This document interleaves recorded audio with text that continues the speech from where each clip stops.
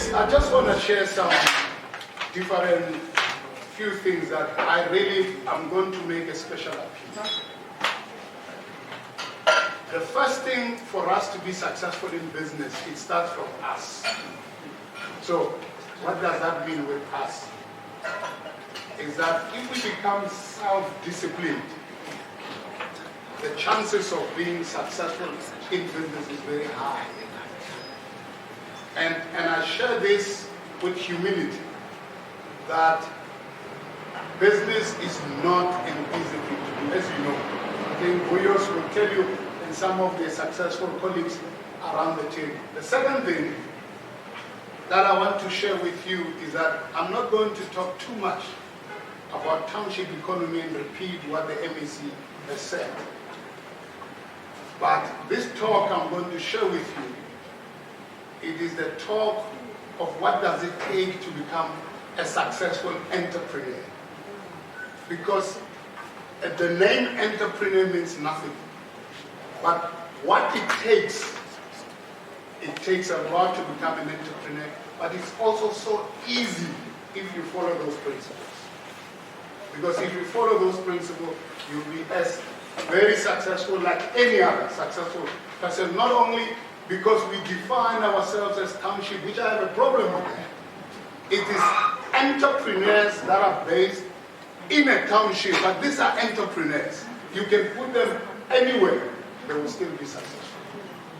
So let's not close ourselves into a cocoon, because that's also very wrong. If we close ourselves into a cocoon and say, sit in a meeting somewhere in France or in the US and say, now I'm a businessman from a township, there's no such a thing. Anywhere in the world, you are a businessman. You are an entrepreneur, and that must be taken very, very seriously. So it's very important to know.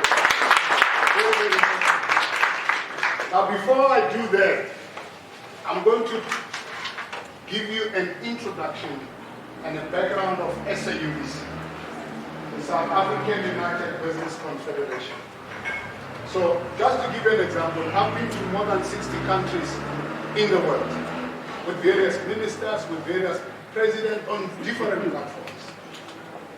And we were in Davos, in Zurich, and we were part of the delegation of the President of the Republic. And I sat in the corner, I looked at this delegation, and I realized that 90% of the delegation members, in fact, just to give you the background, is that we had what we call a pre-breakfast discussion to go to Davos. This was at the Hilton Hotel, and I stood up in that session because I could see the people that were specifically invited, because it was strictly by invitation. And I realized 90% of them were white people, invited by our government. That is black government. And I stood up in that session, I said to Mr. President, I said, Mr. President, I have a problem with this delegation that goes to Davos. And the problem is, because I've been to Davos since inception, I said, Davos is not about white, big listed companies. Davos is a dialogue of discussions about business and social partners in general. So what does that mean? If you look at some of the delegates that come from Korea and others, these people that are entrepreneurs also in the township, based in the township, talking about their experiences. So to take the snippets of what is this township economy, just the snippets, before I talk about what does it take to be successful, is that this township economy, there's nothing new about it. We have always known that the biggest consumer of goods in the FMCG industry is black. Yeah. You know, in my other life, I used to be the marketing director of Premier Foods. Premier Foods owned Iwisa. This was a white-owned business. But tell me who consumes Iwisa? 99.9% of Iwisa is consumed But you know what the manufacturing are sitting? In his hand, no, everywhere. But they come and take the money, they go back. Yeah. That's really the truth. But why don't we have manufacturing plants? Yes, because the customers are just next door. And that's very key to know. So it's not a new thing. It's not a new thing at all. But what we understand the township economy that can do and provide is various opportunities, big opportunities. For example, there's a lot of the youth around the streets who are rolling around who can acquire skills in this township economy. That we understand. The second thing is you gain the on-the-job experience. It's very, very critical because without on-the-job experience, you can't go to the next career. That's how difficult it is. And as we do that, we must build what we call a social business networks, where people can work together, can collaborate, work together, and share some ideas together. But I think Parks has said there are big challenges that we see. For example, regulatory issues that come with the township economy. If government doesn't play a role in ensuring that these regulatory processes, speed and implementation are taking place, we will still talk about this for the next 10 years. And that's where it starts. I think and hence you start to see a lot of unrest in townships. Yes. And these unrests, they're not created by human beings. You know, politicians will tell you that there are intruders inside, there are intelligence people, there's no such a thing. People are hungry, that's a fact. They are unemployed. They need to go and buy food and have a lifestyle. It's very important. I think it's critical. Education and so on and so on. I think that's really the intention. So, without taking much time, what are the key attributes? I call them successful attributes of an entrepreneur. I'm a business person myself for many years. And I can tell you, this I share with humility, that I want, when I have left here, I remember doing a similar presentation in a venue full of over 2,500 people. When I left, there were a few people who came to me and said, what you said, I was just about to close my business. But you inspired me. Now, for me, it's about inspiration. That's the most important thing. You leave hope to people. That's the only thing you can do. Because if I had a lot of money in my pocket, I would say, let me share what I have. But the only I can do is experience, is a track record, seniority, a global and local experience that I can share with you. And therefore, this is the following. One, to become a successful entrepreneur, you need to challenge yourself. It's very important. And I'll give you an example. Most of you knows about Richard Branson. He says the biggest motivation is to keep challenging yourself. Because when you challenge yourself, the likelihood of being a failure is zero. And he treats life like one long university education where he can learn more every day. So therefore, you can learn too, as long as you challenge yourself. It's very important because if you don't challenge yourself, you don't look forward to go further. The second, he says, do your work that you care about. Don't do a work because I'm a big, successful entrepreneur. Tomorrow you want to open a brig. But you know it's not you. Do what you love, that you can give time to yourself. There's no doubt that running a business takes a lot of time. And Steve Jobs, the person that created all these apples, noted that the only way to be satisfied in your life is to do work that you truly believe in. It's very important. Because when you believe in something, no matter how difficult it is, you're going to make it. It's a fact.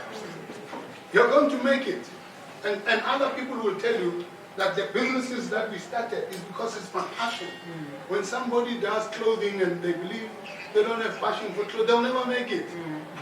Because you research, you do a lot of many other things to make it work. And that's key. Like the brewers. The brewers have got passion. You can't tell me you're doing it for the sake of alcohol. No, there's no such a thing. And that's quite true. Then you take risks. I'm sure you have ever had this one before. You might take risks, but please take calculated risks. Don't just take risks. It's like a person who go to a kraal of lions and say, they said I must take risks. Don't tell you. That's what it is. So please bear in mind that. And Jeff Bezos says, and Jeff Bezos is a multi-billionaire because we learn from the successful people. Doesn't matter where they are. He says it helped to know that he wouldn't regret failure, but he would regret not trying. That's important. That's very critical. Then the other one is believe in yourself. Because you're going to meet, this is a psychology that I always share with people, that if you take both your hands, 5 people likes you. These are the people you'll meet. They'll tell you, this is nonsense. Oh, what are you trying to do? This guy has done it before, he failed. Oh, this 5 people. But what do you forgot is there's another 5 people who likes you. Because maybe at the last 5, when you go to the 6th, the 6th says, I've been waiting for you. That's what happens. So it's a 5-5 scenario. So you need to know that you believe in yourself. And this is a statement comes from Henry Ford, the same founder of Ford. He says, whether you think you can or think you can't, you are right. You are right. Believe that you can succeed and you'll find ways through different obstacles. Yeah. If you don't, you just find excuses. That's what it is. So you have to remember that. The other important point is you must have a vision. I told you what is the vision of SAUBC. Today, SAUBC, in a period of just 1 year. When we started, it was 0. No one association. Today, we're sitting at over 70 member associations. You know why? Today, we are sitting with over 1.2 million companies, businesses. Today, we are regarded as the largest business confederation in the country by number of associations. Because there is a vision. And this vision, when we shared with other associations, including FASA, they said, this resonates with us. Because we were not confused. And we're still not confused. So, the founder and CEO of Jubilee, one of the biggest companies in the world, knows that an entrepreneur is someone who has a vision for something and desire to create it. And you keep your vision clear at all times. I didn't read and tell you my vision and I'm confused. You can find me sleeping. When you wake me up, trust me, I know what is the vision of SAUBC. And I'm very clear why that vision. Because that's the only way we can make a difference to this country. So that's very important. Then you must find good people to work with you. Whether it's an association, whether it's SIF, whether it's whatever. Whether it's in your business, you need to find the right people to work with you. And the reason for that, A players don't want to play with B players. It's like a sea. Just go into the sea, you'll see what it's going to do. It will kick you out so fast. Because you don't belong there. The things that belong there, they enjoy themselves there. When you come in, you are a meat. They'll chop you very quickly. Because that's how nature operates. So, who you are with is who you become. The founder of LinkedIn, this popular LinkedIn that we always play with, yes, says, he noted that the fastest way to change yourself is to hang out with people who are already the way you want to be. Yeah. Because if you are sitting with people that don't see the vision or that are there, you are dragging yourself backwards. Because they want to give you problems. And they want to complain, I'm telling you. And then when you arrive home, you've got a headache. And then tomorrow you wake up, you can't even wake up normal because you think you've got a headache or you've got a pain somewhere. That stress is energy that's been transferred to you. So that's, and you can understand what LinkedIn is today. Face your fears. If you have fears, it's very important. Overcoming fear isn't easy, but it must be done. And a very smart philosopher says, once said that she found fearlessness was like a muscle. The more she exercised it, the stronger it becomes. Muscle, that's how it works. Because you need to deal with fear on your own. And then you need to take action. I want to give you a recommendation. If you've got pens, you will remember that I left you with this book. And this book takes the same principle of taking an action. And the book is written by Bosidi. It's called Execution. Execution. It was the fastest business selling book in the world. Because it says the managers of today, they talk but they don't take action. Yes. That's the problem. They talk too much. They go to Boss Berat. They've got strategy document. But when you ask them what have you done in the past week, nothing. They've done nothing. The next month they've done nothing. Now entrepreneurs who does that will never succeed. Never succeed. That's a fact.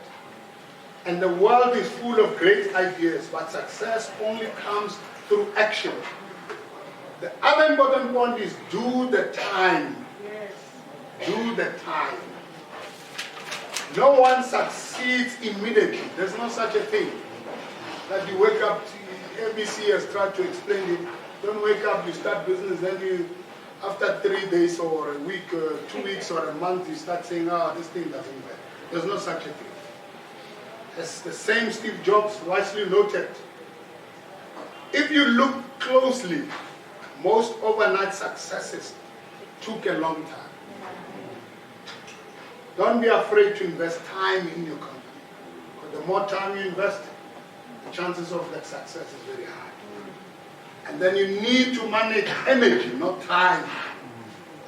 See, we always say time management.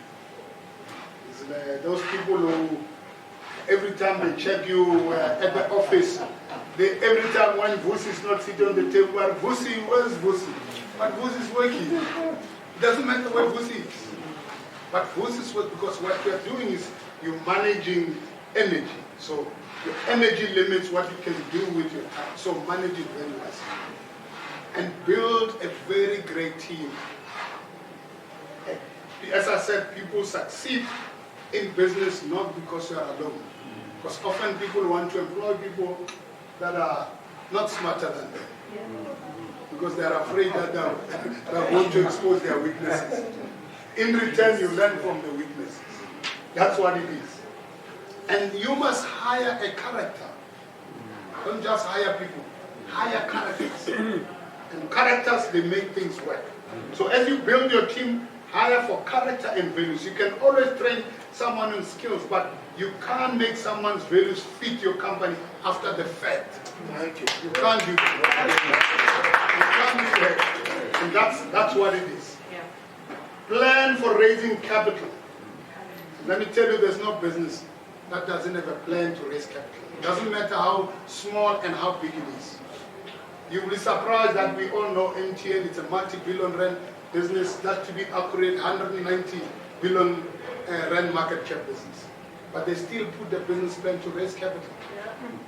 So if you are an entrepreneur and you want to make a success, you need to put a plan to raise capital. Very, very important. A venture capitalist, Richard Harrock, has this as advice for the upcoming entrepreneur. He says, it's almost always harder to raise capital than you thought it will be, and it always takes longer. So plan for it, because then you won't make it. You must plan for it, because it takes longer and it's harder. That's the nature of entrepreneurship. Know your goals. I've told you what is our goals in SAUBC, and I'm very clear that that's what we want to do, and that's what we are doing. So you need to know your goals. And the co-founder of Eye Contact, Ryan Alice, these are multi-billion successful businesses, by the way. And hence I give these examples on the basis that you should. These are not coming from failures. There could have been failures, yes, in their careers, but today they're multi-billionaires.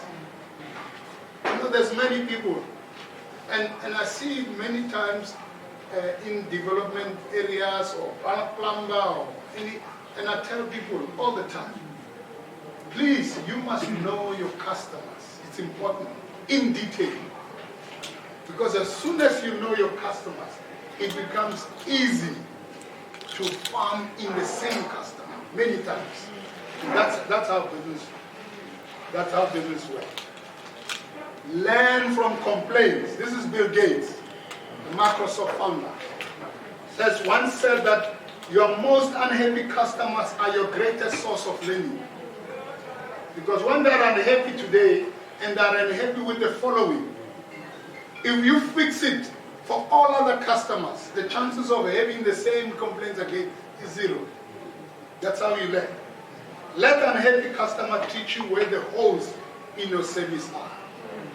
When you think you've got a 99% service, until you reach that time, then you will know that that customer and that customer, we thought we were there, but we are not there.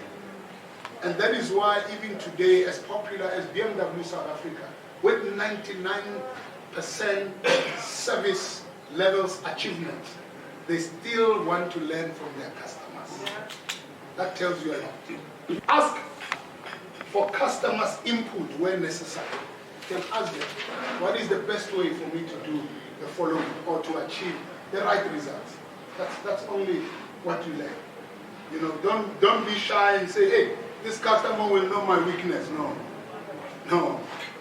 That's what you are going to learn from them. They will tell you, this is what you do, this is what you don't do, this is what you do, and take it very kind. Don't just say, as a person leave and say, oh, this one is mad. What can you tell me? There's no such a thing. So we learn from this customer. Then you must spend wisely. You know, most of the time what people will say, black people don't spend wisely. And you know what they say we do. They always complain. They say we buy luxury cars before we even deliver the product. But it's also not true. It's also not true because it's a general statement. But the idea is spend wisely. That's important. When you spend money on your business, be careful to spend it wisely. It's easy to spend too much on foolish things and run out of capital too soon. So this is where you do the cash flows and make sure that your business will be able to carry itself for a longer period. And don't spend money today and think you will have a payment that is coming in the next 2 months. What if it doesn't come? You are in trouble. And that's how it works. Understand your industry, where you operate. That's very key. Tony Hish, the founder of Zappos, if you remember Zappos, he says, don't play games you don't understand. Even if you see lots of other people making money from them, truly understanding your industry is a key to have success. So what does that mean? You don't have to understand only a product today by saying, I sell today. I want to take a typical example of a product. I sell today honey, or I sell today chocolates. But you don't know the history of chocolates, where they come from. You don't know who's the biggest chocolate manufacturer in the world. You don't know what is the process of making a chocolate. You don't know what are the price parameters of chocolate all over the world. You don't know even your competitors locally where you operate. deliver more than expected. That's the last one. So, Google's Larry Page encourages entrepreneurs to deliver more than customers expect. It's a great way to get noticed in your industry and build a loyal following of advocates. Being a successful entrepreneur takes a lot of work, a lot of vision, a lot of perseverance. All these 21 tips from entrepreneurs who have already found success will help you to navigate the path that you will find it more easily to achieve a success as an entrepreneur. If you missed it, please don't blame us. Thank you for the time today. Thank you.